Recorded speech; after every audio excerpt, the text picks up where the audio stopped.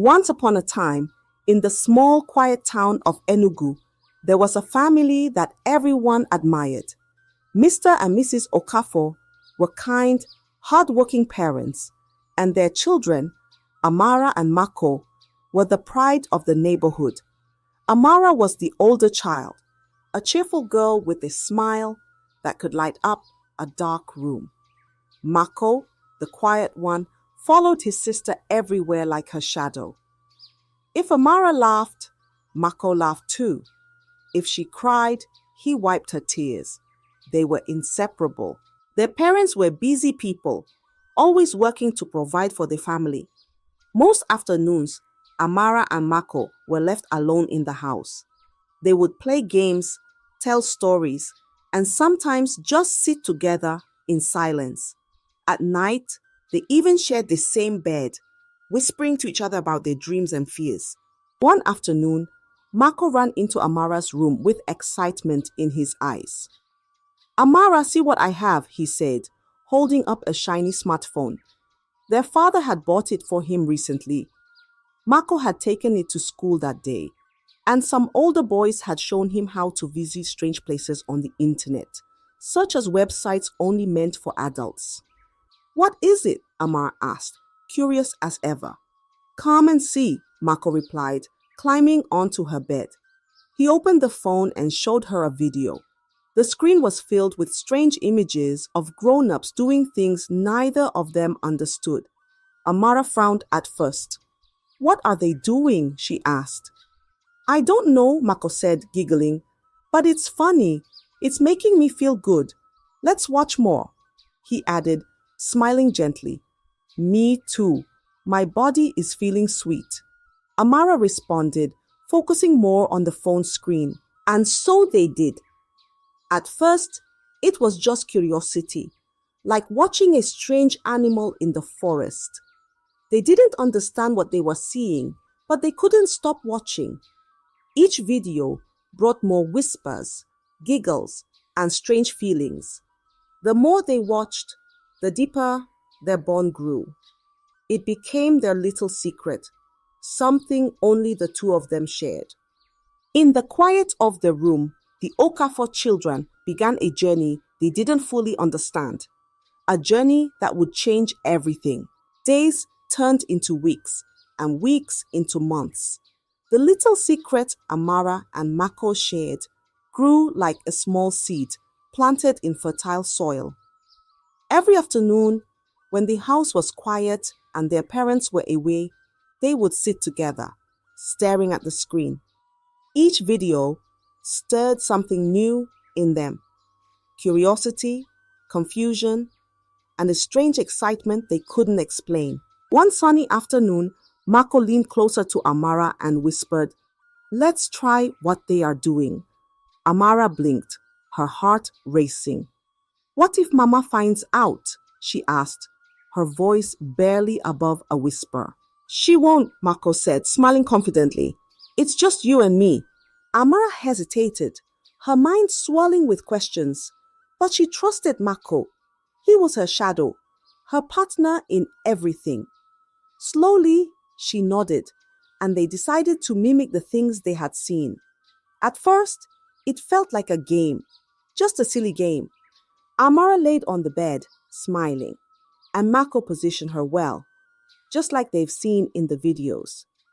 They giggled and teased each other, stopping whenever one of them got too nervous. From that first day, they couldn't stop. They continued every afternoon whenever their parents were not home. And gradually, they even started doing it in the night without their parents noticing, because they both shared the same room and bed.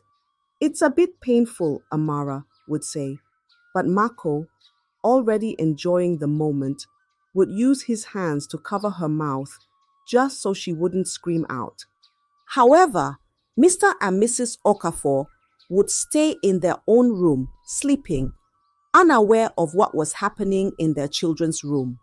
They believed Mako and Amara were having a good sleep, just like they too are. Little did they know, their children were in fact having a good time together instead of a good sleep. Years passed, and by the time Imara was 14 and Mako was 12, their secret had grown deeper than they ever imagined. It was no longer a game, but something they didn't know how to stop. At night, as they lay in bed, the weight of their actions pressed on their hearts. Amara would stare at the ceiling, her chest tight with guilt. "Mako," she whispered one night, "do you think this is wrong?" Mako was silent for a moment before replying, "It's just us, Amara. No one else will know."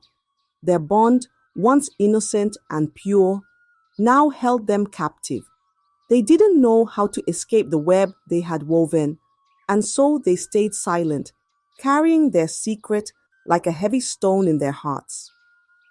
The quiet house that once felt like a safe haven now felt like a cage. A few couple of years passed again. Amara had grown into a beautiful young woman of 18, and Mako, now 16, was taller, with a voice that had deepened. But their bond, built on years of secrets, remained unbroken. The once innocent games they played as children had turned into something far more dangerous. One evening, Mako sat on Amara's bed, his face serious. "Amara," he said softly, "I think we should use protection. It's safer. Let's try it just like we've been seeing in those videos." Amara's eyes widened. "Protection? Mako, are you crazy? What if someone sees you buying it?" Mako smiled, trying to calm her. "Don't worry, I'll be careful. No one will know." The next day, Mako went to the pharmacy, his heart pounding as he approached the counter. The pharmacist barely glanced at him as she handed over the small box. Relieved, Mako hurried home, tucking the box deep in his pocket. But as he entered the living room, he didn't notice it slip from his pocket onto the floor. "Mako, what is this?" Mr. Okafor's thunderous voice filled the room. He held up the pack, his eyes burning with suspicion. Mako froze, his mind racing for an excuse. It's for a school practical," he stammered. "Science class." Mr. Okafor frowned, but didn't press further. "Be careful with what you bring into this house," he warned, before tossing the pack onto the table. Terrified by the close call, Amara and Mako decided to be more cautious. But when condoms weren't available, they continued without them. They told themselves everything would be fine, that Mako would pull out when he starts feeling it more. But the truth came crashing down when Amara, at 19, began feeling sick. She started vomiting, her hands pale, and some dizziness here and there. "I think I'm pregnant," she whispered one evening, tears streaming down her face. Mako's heart sank. "We'll fix this," he said, trying to stay calm. Together, they gathered their savings and went to a local clinic. There, they lied to a nurse, claiming they needed abortion pills for a school experiment. The nurse hesitated, but eventually handed over the pills, warning them to use them carefully. Back home, Amara cried as she took the medication, her body trembling with fear and guilt. Mako sat by her side, holding her hand. "No one will ever know," he whispered, though his voice shook with doubt. But it didn't stop there. The secret, like a shadow, grew darker. Each time Amara found herself in the same situation, they repeated the process, coming up with different lies to different nurses at different clinics, and even pharmacies hiding their shame. Over time, the repeated abortions began to take a toll on Amara's body, though she didn't fully understand the damage. Little did she know, she was risking not just her life, but her future, as she never knew the side effects of the abortion drugs she takes. Their once close bond now felt like a chain, binding them to a secret that was spiraling out of control. Years passed again, and it was now time for Amara to find a husband. Amara was now 24 when she met Chuka, a kind man with a heart as big as his wealth. He fell for her almost immediately, and Amara, seeing a chance to leave her past behind, allowed herself to love him too. Ichuka treated her like a queen, and before long, he proposed with a sparkling diamond ring.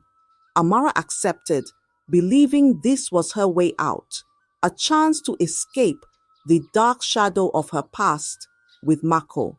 After the wedding, Amara ended things with her brother. "We can't do this anymore," she said firmly, avoiding his gaze.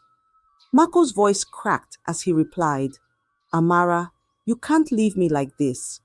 "I have to," she whispered, her voice trembling. "This is my chance to start over." Mako was heartbroken, but he let her go, though the weight of their shared secret remained heavy on both their hearts. 3 years into her marriage, Amara still hadn't conceived. Chuka, eager to have children, remained patient, but the whispers began. Her parents, worried, turned to prayer, fasting, and even a prophet who gave them holy water to give the amaka for fertility. But nothing worked. "Let's see a doctor," Chuka suggested one day, his voice gentle but insistent. Amara hesitated, but she agreed. They visited one doctor after another, each one delivering the same devastating news. Finally, a kind but serious doctor sat her down. "Madam," he said gently, "your womb has been severely damaged from repeated abortions. It may be impossible for you to conceive." The words hit Amara like a thunderclap. Her heart shattered into 1,000 pieces. Tears streamed down her face as she left the hospital, Chuka walking beside her in silence. At home that evening, Chuka confronted her. "Amara, I need to know the truth. What happened? Why didn't you tell me?" Her parents, sensing something was wrong, joined the conversation. "Amara, talk to us," her mother pleaded. The pressure was too much. Sobbing, Amara finally broke down. "Mako and we started when we were kids," she admitted, her voice shaking. "I got pregnant many times and had abortions. I didn't know what else to do." Her mother's wail filled the room, raw and piercing. "Oh my God, my children," she cried, clutching her chest. Her father sat frozen, his face pale as if life had been drained from him. Chuka stared at Amara, his expression a mixture of shock and betrayal. "You hid this from me? All these years?" "I'm sorry," Amara whispered, her voice barely audible through her tears. "I didn't know how to tell you." The once happy home was now filled with grief, anger, and silence. The truth, buried for so long, had finally come to light, and its weight was too much for anyone to bear. The air in the room was thick with silence after Amara's confession. Her mother's cries echoed, and Chuka stood in stunned disbelief. Amara buried her face in her hands, unable to meet anyone's gaze. Then, breaking the heavy silence, Mr. Okafor cleared his throat. His voice was low and shaky as he spoke. "I know this would happen right from the time Mako was born," he began, his words weighed down with guilt. Everyone turned to him, their tear-streaked faces filled with confusion. "What do you mean, Papa?" Amara asked, her voice trembling. Mr. Okafor took a deep breath and looked at his wife. She nodded slowly, encouraging him to continue. "Mako isn't your real brother," he said heavily. The words hung in the air like a sharp blade, cutting through the room. Everyone froze. Amara's mouth fell open, and Mako's eyes widened in shock. Mrs. Okafor spoke next, her voice soft but filled with sorrow. "After we had you, Amara, I couldn't have any more children. The doctors said my womb was too weak. But your father's family, they demanded a son. They said if I didn't give him a male child, they would send me away." She paused. tears streaming down her face. We were desperate, so we adopted Mako the day he was born. He was just a baby. We thought it was the only way to keep our family together. We never meant for this to happen. Amara's chest tightened, her heart pounding like a drum. You lied to us, she screamed, her voice shaking with anger and pain. Why didn't you tell us? Do you know what you've done? Mako, who had been silent, stood abruptly. His face was pale, his lips pressed tightly together. Without saying a word, he turned and walked out of the house. Mako, wait! Amara called after him, but he didn't stop. The door slammed behind him, and the sound echoed through the room like thunder. Amara turned back to her parents, her eyes filled with tears and rage. You kept this from us our whole lives? How could you? Mr. and Mrs. Okafor sat in silence, their heads bowed. They had no answers, no excuses. What they thought was a way to protect their family had instead torn it apart. The house, once warm and filled with laughter, now felt cold and broken. The weight of two devastating secrets had shattered the foundation of the Okafor family, leaving nothing but pain and regret in its wake. The days after the confessions were filled with silence and heartbreak. Chuka, who had once adored Amara, now looked at her with cold eyes. He couldn't forgive the lies, the secrets, and the darkness that had been hidden from him. I thought I knew you, he said one evening, packing his bags, but I can't live with this. I can't live with you. Amara fell to her knees, tears streaming down her face. Chuka, please, don't leave me, she begged, but his mind was made up. He walked out of their home, leaving Amara alone with his shattered heart. Mako, too, couldn't bear to stay. The weight of the truth and the shame it carried were too much for him. One night, without a word to anyone, he packed his belongings and left. He didn't tell anyone where he was going. He simply disappeared, leaving behind the only family he had ever known. Back in the Okafor household, the once warm and lively home felt like a graveyard. Mr. and Mrs. Okafor, consumed by guilt, spent their days in quiet prayer. God, forgive us, Mrs. Okafor whispered over and over, her voice trembling with sorrow. We tried to protect our family, but we only destroyed it. Amara, now alone and childless, spent her days replaying every decision she had made.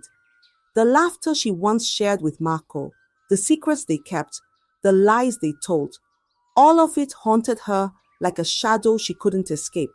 Her body, weakened by years of abortions, reminded her daily of the choices she could never undo. The Okafor family, once admired for their closeness, had been torn apart by secrets and silence.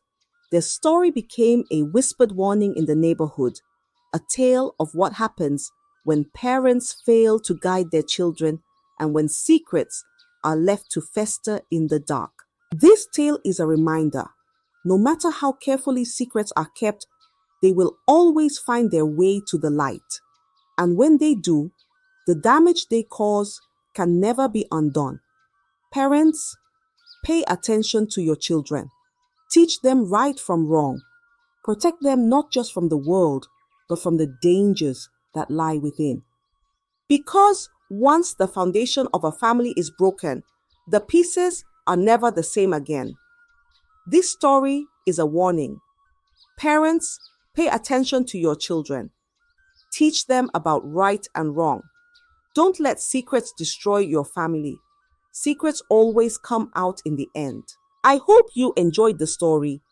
If so, please like the video, comment what you learned from the tale, and don't forget to subscribe to the channel for more enchanting tales just like this one.